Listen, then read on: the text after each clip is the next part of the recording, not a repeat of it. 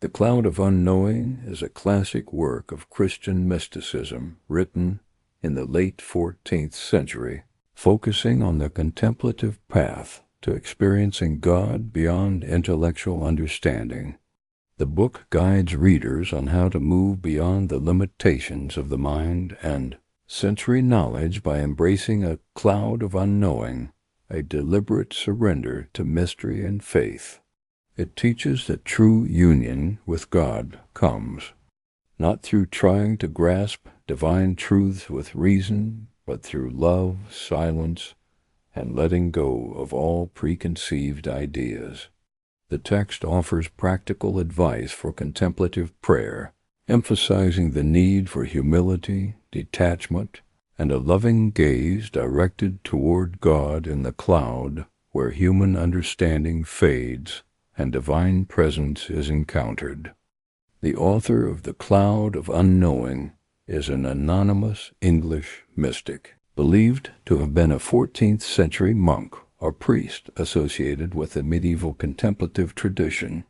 While little is known about the writer's identity, the work reflects deep spiritual insight and familiarity with Christian monastic practices of the time.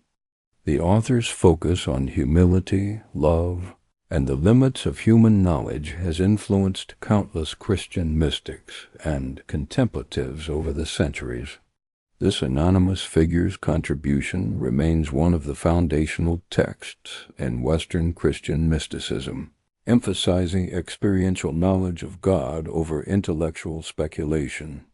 The Cloud of Unknowing opens by inviting readers into the contemplative life, a spiritual path focused on knowing God not through intellect or sensory experience, but through love and surrender. The central metaphor of the book, The Cloud of Unknowing, represents the barrier between the finite human mind and the infinite mystery of God. The author emphasizes that God cannot be grasped by human reasoning or images. Instead, the soul must willingly enter this cloud by letting go of all attempts to understand God intellectually. This letting go is not a defeat, but a humble act of faith, recognizing that divine truths surpass human capacity and can only be encountered in silence and loving awareness. The text distinguishes between two kinds of knowledge: knowledge that comes from the senses and the mind, which is limited and always imperfect, and a deeper, spiritual knowledge that arises from love. The author teaches that love is the key to piercing the cloud and drawing near to God. This love is not sentimental emotion, but a focused, intense will directed solely toward God, emptying the soul of distractions and self-centered desires. Through this loving intent, the soul transcends thought and feeling, entering a realm where God's presence is sensed but not comprehended. The cloud itself is a place of unknowing, a divine darkness that hides God's essence, but reveals His presence in a way beyond words. A significant theme introduced early is humility. The contemplative must recognize their own limitations and approach God as a needy child, not a proud scholar. This humility involves accepting ignorance and embracing the mystery of God's unknowability, rather than trying to explain or define the divine. The author warns against prideful attempts to master God through theology or philosophy, which only push the soul away. Instead, the path requires surrendering intellectual control and resting in the unknown with a simple, pure heart. Practical advice begins with instructions on how to prepare the mind for contemplative prayer. The soul should reject all distractions and thoughts, focusing on a single word or phrase, often the simple word God or love, as a point of contact in the cloud of unknowing. This word is not meant to be pondered intellectually, but to act as a loving thrust toward God, a spiritual arrow that bypasses the mind's clutter. This focused intent keeps the soul centered in the presence of God, even though God remains hidden within the cloud. The author acknowledges that this kind of prayer is difficult and requires perseverance. The mind will resist, wander, and fill with distractions, but the contemplative must patiently return to the loving intent without frustration or despair. Over time, this practice deepens, allowing the soul to dwell longer in the cloud of unknowing, growing in peace and intimacy with God. The cloud itself is not a void or absence, but a sacred space where God's presence is experienced in a way that transcends ordinary perception. The text also distinguishes between the active and contemplative lives, valuing contemplation as a higher form of spiritual pursuit. While active virtues like charity and obedience are necessary, they alone cannot bring the soul to the fullness of God's presence. Contemplation, characterized by this loving surrender and unknowing, allows the soul to move beyond actions and thoughts into a direct experience of divine love. By the end of this first section, the reader understands that the journey toward God in the cloud of unknowing is less about gaining knowledge and more about relinquishing control and embracing mystery. It requires courage to enter the darkness of the cloud, trusting that God's light shines beyond what can be seen or understood. This initiation into contemplative prayer is the beginning of a transformative spiritual process that challenges conventional ideas of knowledge and invites a profound encounter with the divine rooted in love and humility. In the second part of the Cloud of Unknowing, the author delves deeper into the nature of God and why human understanding is inherently limited. When it comes to the divine, God is described as utterly transcendent beyond all names, images, concepts, and intellectual comprehension. The text stresses that any attempt to define or grasp God through reason falls short, because God is infinite, while the human mind is finite. This fundamental gap between God's essence and human cognition creates the cloud of unknowing, a necessary veil that protects the divine mystery from being reduced to mere human ideas. The author explains that God's true nature cannot be known by sensory perception or by the mind's discursive reasoning. While humans can know God's works and effects in the world, the essence of God remains hidden and unknowable. This unknowability is not a flaw but a divine attribute, reflecting God's absolute otherness and holiness. The text urges readers to accept this mystery as part of true faith, rather than resist or try to overcome it with intellectual pride. To seek God beyond the limits of thought is to embrace a deeper spiritual reality where love, rather than knowledge, becomes the pathway. This section further clarifies the difference between two kinds of knowing: acquired knowledge, which is gained through study, reflection, and senses, and infused knowledge, which is a supernatural gift granted by God to the soul through contemplation. The latter transcends intellectual understanding and can only be received through a loving surrender to God. The author encouraged the reader to seek infused knowledge by abandoning reliance on the intellect and opening the heart to God's presence in the cloud of unknowing. The text also discusses the concept of unknowing as a positive spiritual state. Rather than being ignorance or confusion, unknowing is a deliberate and sacred act of emptying the mind of concepts and images to make room for God. It is likened to the darkness before dawn, a fertile ground where God's light can quietly grow. This unknowing requires the soul to relinquish control and to trust that God's love is working even when nothing is intellectually clear or felt. Humility remains central in this section, as the author repeatedly warns against the dangers of pride and self-reliance. Those who believe they can fully comprehend God through study or philosophy are said to be far from the truth. The contemplative path demands recognizing one's smallness and God's greatness, surrendering all certainties and mental constructs. The soul must become empty and poor to be filled with divine grace. The author addresses the reader directly, encouraging patience and perseverance in the face of spiritual struggles. The road to union with God is not easy or immediate. Often the soul experiences dryness, darkness, or even a sense of abandonment, which test faith and resolve.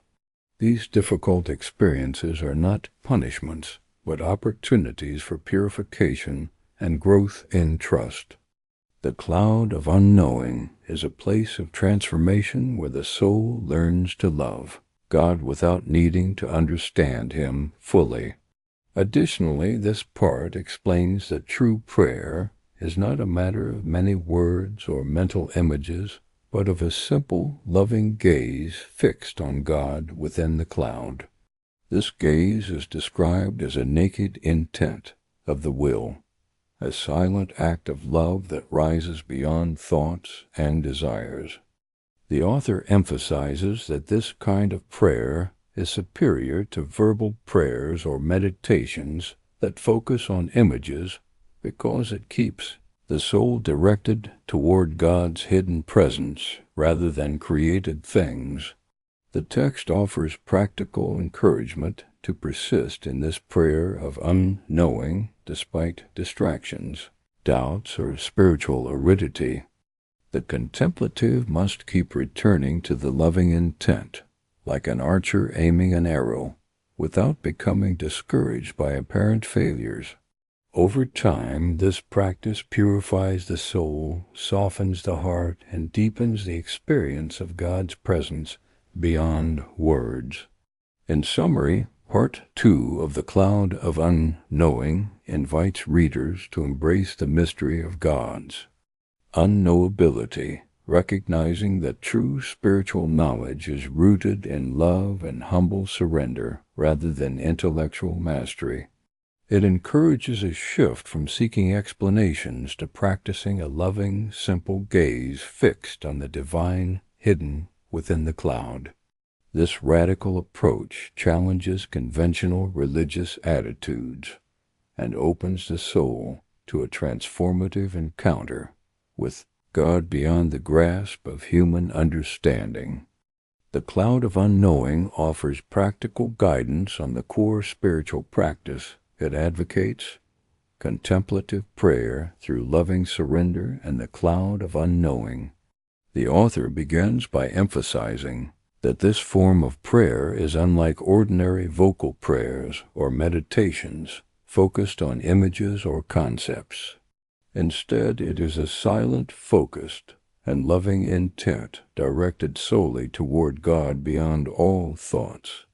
The soul aims to pierce the cloud of unknowing by fixing its gaze in a single act of love, an act that transcends understanding, words, and feelings. Central to this practice is the use of a simple, sacred word, often God or love, which serves as an anchor or a spiritual arrow aimed at God's hidden presence. This word is not meant for mental repetition or analysis, but as a tool to center the will and the affections on God alone. When distracting thoughts arise, which they inevitably will, the contemplative is instructed to gently and patiently return to this sacred word, without frustration or judgment.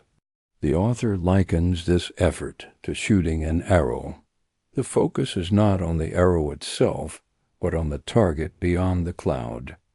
The author stresses the importance of humility and persistence in this prayer practice.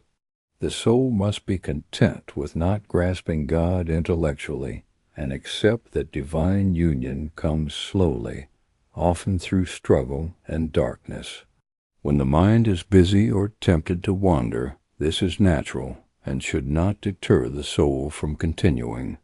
Over time, the regular practice of fixing one's loving intent on God leads to a quieting of mental chatter and a deepening awareness of divine presence beyond thought. The text also warns against seeking spiritual consolation or extraordinary experiences as goals of this prayer. Such desires are distractions that bind the soul to self-interest rather than true surrender. The goal is union with God in love, not emotional highs or intellectual insights.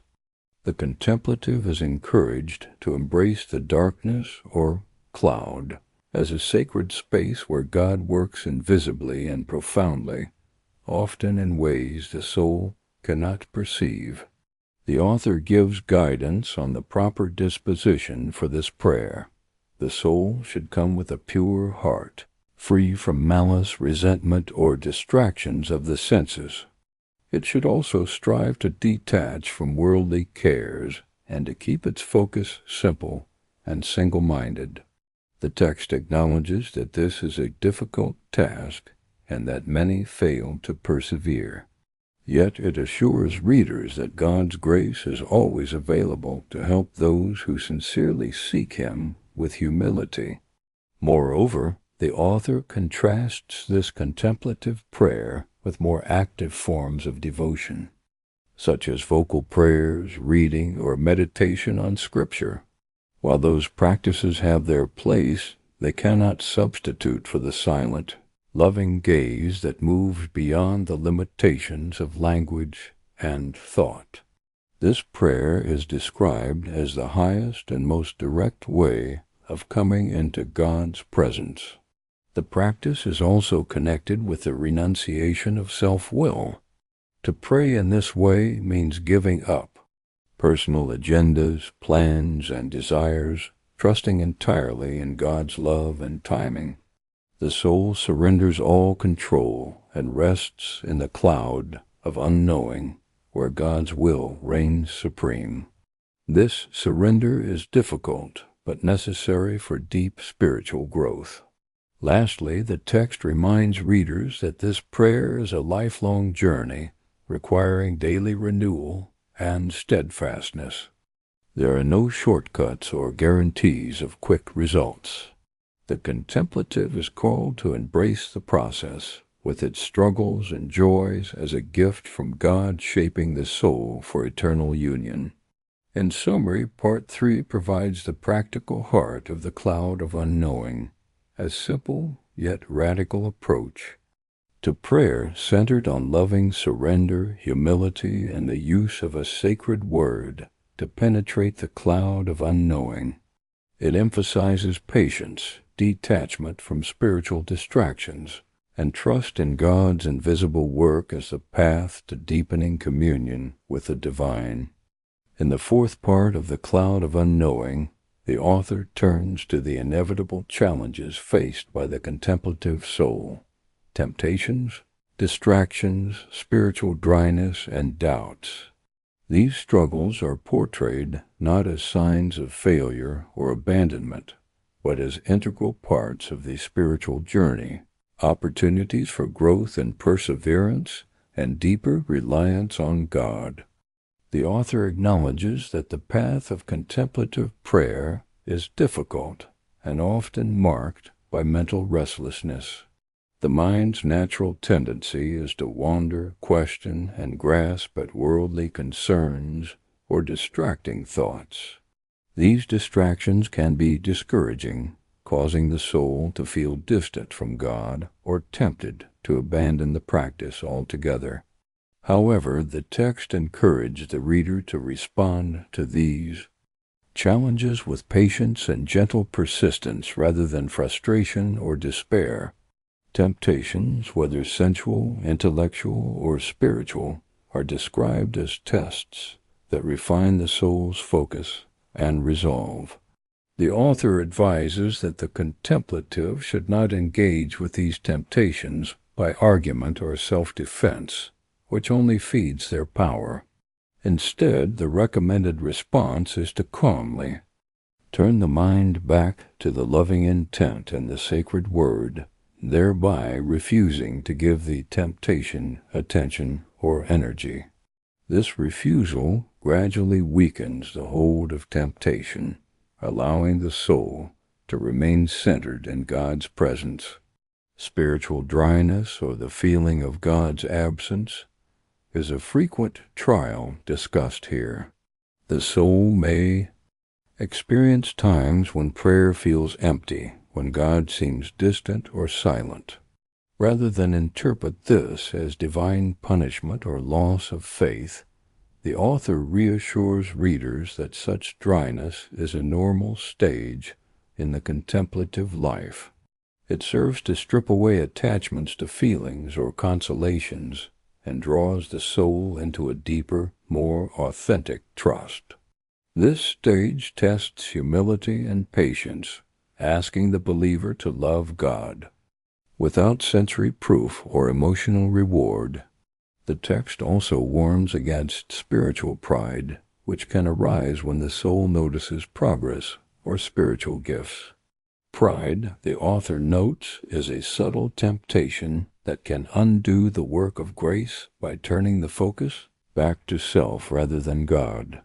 Humility is continually emphasized as the antidote to pride, encouraging the soul to acknowledge its weakness and to depend entirely on God's mercy. Doubt is another common challenge. The contemplative may question whether they are truly praying well, whether God is present, or whether the effort is worthwhile. The author counsels acceptance of doubt as part of faith's testing, urging the soul to persevere in prayer despite uncertainty. This perseverance strengthens faith and aligns the soul more closely with God's will. Soul to acknowledge its weakness and to depend entirely on God's mercy. Doubt is another common challenge. The contemplative may question whether they are truly praying well, whether God is present, or whether the effort is worthwhile. The author counsels acceptance of doubt as part of faith's testing, urging the soul to persevere in prayer despite uncertainty. This perseverance strengthens faith and aligns the soul more closely with God's will. The role of obedience and submission is reinforced in this section. The contemplative is reminded that surrendering to God's will includes accepting spiritual trials as opportunities for purification. By embracing difficulties with love and patience, the soul imitates Christ's own suffering and grows in grace. The author also encouraged the use of spiritual companions or guides to provide encouragement and correction during these difficult phases. Community and counsel help the soul stay on the path and avoid discouragement or error. The Cloud of Unknowing culminates in the vision of spiritual union with God, the ultimate goal of the contemplative path described throughout the book. This union transcends all human understanding, thought, and sensation, existing beyond the cloud of unknowing, where God's essence remains hidden yet intimately present to the soul. The author explains that through patient practice of loving surrender and persistent contemplative prayer, the soul gradually sheds all attachments to self, knowledge, and worldly concerns. This purification creates a space within the soul where God's presence can be fully embraced. However, this embracing is not through comprehension or sensory experience, but through a profound spiritual intimacy that defies explanation. The soul rests in God's love, united in a bond that surpasses all earthly joys and sufferings. This union is described as a mystery sometimes called naked love, where the soul and God are joined beyond the limits of language. The cloud of unknowing remains because God's essence cannot be grasped, but the soul experiences God's presence as a deep peace, joy, and fulfillment that fills all desire. This union is not static, but a dynamic, ongoing relationship that transforms the soul, shaping its will, affections, and actions in harmony with divine love. The text highlights that this union is not reserved for a select few, but is available to all who faithfully follow the path of humility, love, and detachment. The author encourages the reader not to be discouraged by the difficulty of the journey or the invisibility of progress, assuring that God's grace is always at work, even when unseen. The contemplative life, with all its struggles and uncertainties, is ultimately rewarded by this profound communion with God. Moreover, the author speaks of the fruits of this union. The soul that dwells in God's presence becomes a source of light and love to others, reflecting divine charity in daily life. This transformation results in greater compassion, patience, and peace, allowing the believer to face life's challenges with serenity. The contemplative becomes a living witness to God's presence in the world. The conclusion of the book is a call to perseverance, reminding the reader that the journey through the cloud of unknowing is ongoing. Even after moments of deep union, the soul may return to periods of darkness and unknowing, but this cycle itself is part of the divine mystery. Each return to the cloud is a renewed opportunity to grow in love and faith. Finally, the cloud of unknowing ends by affirming that the goal of the spiritual life is not human knowledge or achievement, but humble, loving union with God, a union that transforms the entire person and leads to eternal joy.